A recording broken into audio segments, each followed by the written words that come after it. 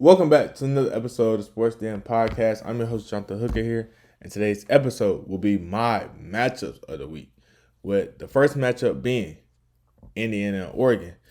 Indiana and Oregon is where College Game Day is going, so I'm going to go and look into the matchup and give you my thoughts and my opinions on how this matchup will go.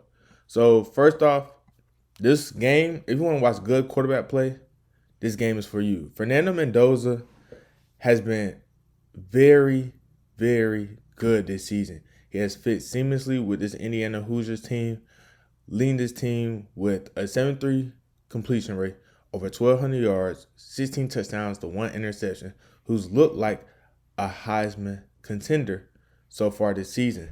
Now, their biggest test so far this season has been Illinois. They met Illinois and hit them very easily. So when I say to myself, it's okay, now this is your first real test, being on the road, being in a big-time environment in Eugene, Oregon, being in Austin Stadium. So we're going to see how good you are and how good this team is. Because Dante Moore, who also looks like a Heisman contender himself, him and DeCarian Moore have looked like a great duo, with Dante Moore throwing for over 1,200 yards, 14 touchdowns, almost a 75 completion rate with only 1 turnover. I say to myself, both these quarterbacks will be at the forefront for their teams to make sure their teams are ready to go on Saturday. Now, if we want to do a comparison with Oregon and Indiana, here's what I say. Both teams are great at getting off the field on third down, with opponents struggling with 30% for Oregon and Indiana with 23% for teams that have completed and extended their drives on third downs against these teams. Now, offensively, Indiana's better at go ahead and extending those drives on third down, having a 55% rate for the Hoosiers. Now, for Oregon, they're not as good, but they're still a very good third down team with 47%. So I said to myself, what is going to be the key thing that's going to make these teams separate? And then I saw this stat right here. Indiana is in the bottom 10 teams on red zone defense. They have allowed their opponents to score on all of their red zone trips. Now, when you go look at Oregon's offense for red zone offense, they've been 100%. So when I say to myself, okay, so if Oregon gets in the red zone, that's almost a guaranteed score. So when I say to myself, if Oregon can get inside the red zone, make plays happen before the red zone to get inside of the red zone, I say to myself, the Ducks have a good chance. But here's the thing that makes this upset possible for the Hoosiers. The Hoosiers are third in the nation of time possession.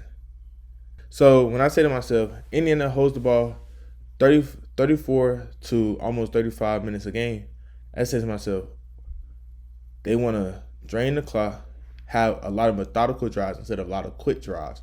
So they want to find their offense going, being methodical, taking play by play, not going in such a hurry, because in a game like this, you need time of possession, because you want to make sure Oregon doesn't catch any momentum on the offense end, because we know they can put up points. Now, on the flip side for Oregon, you have the crowd behind you. Your defense is one of the best in the nations. So now I say to myself, Indiana has not been in an environment like this since Notre Dame of last year. And we saw how that went. So I say to myself, if Oregon can figure out ways to disrupt Mendoza's confidence and make sure they can get inside that backfield, I do believe Oregon will win. And I believe Oregon can do that.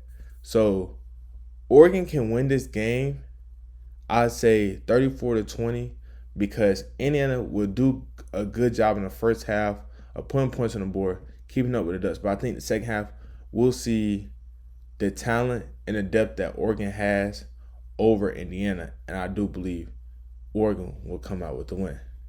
Now, for my matchup of the week, which I believe is one of the best matchups of the day, but only comes on the 12 o'clock slate. It's number 8 Alabama playing number 14 Missouri. So when I say to myself, why is this game so good? I say to myself, Todd Simpson and Ahmad Hardy are arguably the best players at their position. Todd Simpson at quarterback, who's been exceptionally well since the Florida State game, has thrown for a 70 completion rate, almost 1,500 yards, 13 touchdowns, and 1 interception, while Ahmad Hardy has already rushed for over 700 yards. Now, I say this about Missouri. Missouri's going to run the ball. There's no way around it. There's no way around it to see that Missouri's going to run the ball. Missouri's going to make sure they're ground and pound because they're number 1 in the FBS for time possession with 39 minutes. So I said to myself, Ahmad Hardy has done a fantastic job of being a balanced back, mixing up his speed with his power, because his yards after contact is over 300 yards. So when I say to myself, okay, how good is he? He averages 7 yards per carry. He is one of the best running backs in the nation who was playing in the Sun Belt Conference at UL Monroe. So I say to myself, if Eli Drinkwitz want to keep this running back lineage going, because he had Cody Schrader a few years ago, now Ahmad Hardy, what do we see?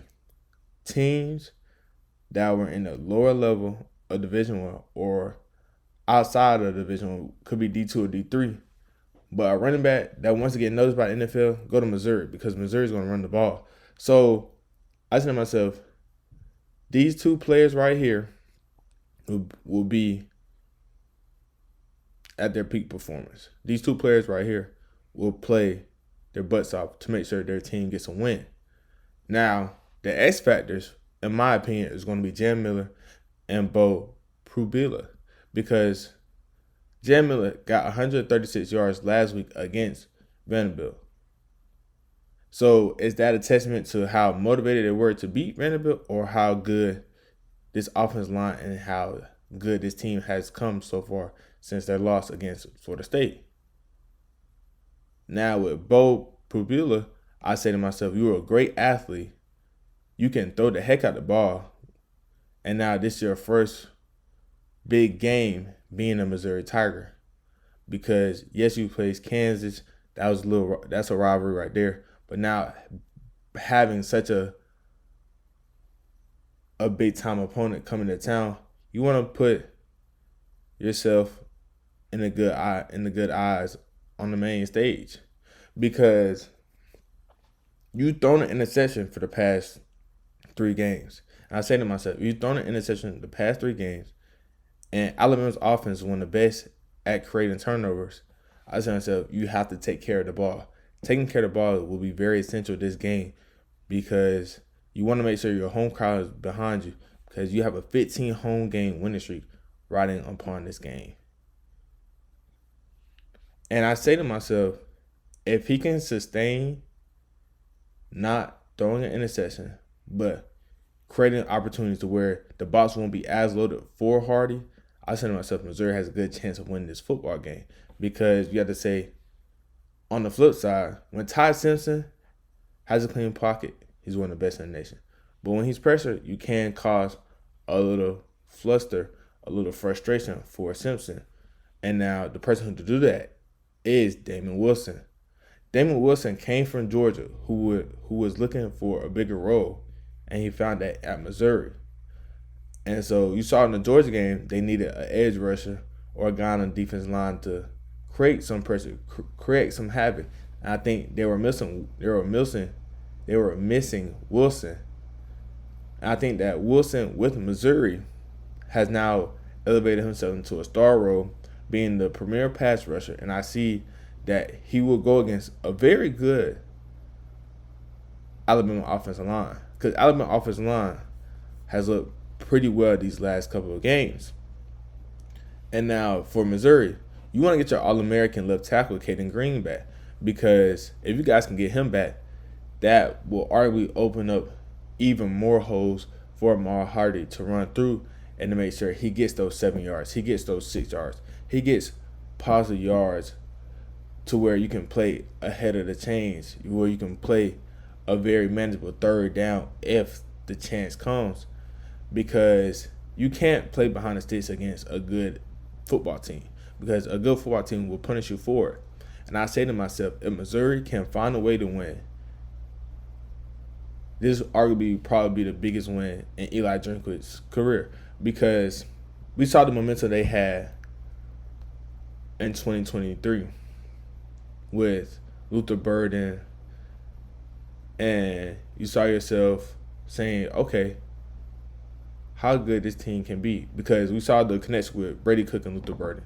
We saw them add throughout the transfer portal, and we saw them have good recruiting classes. Now, this is the time to put on all display, because if the Tigers can come out with a win, that pushes you into okay, let's take a look at Missouri. What's the left on their schedule? How good can they stack up against the rest of the SEC?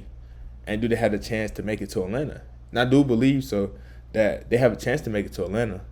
Now, will they? I don't know, because this game right here, you have to say to yourself, if Bo Pribula can find himself throwing for 250 yards, 2 touchdowns, no interceptions, extend a couple plays, extend a couple drives with his legs, and turn to a positive outcome, I can see Missouri win this game. Now, for my prediction for this game, I will say that I've been going back and forth on this all week, because you want to ride the high of a team, which is Alabama, but you do have to say to yourself, can the underdogs pull it off this week?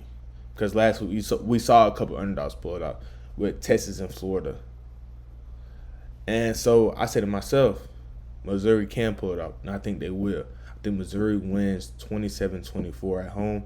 They extend the home game winning streak, and they'll be looked at as one of the better teams in college football.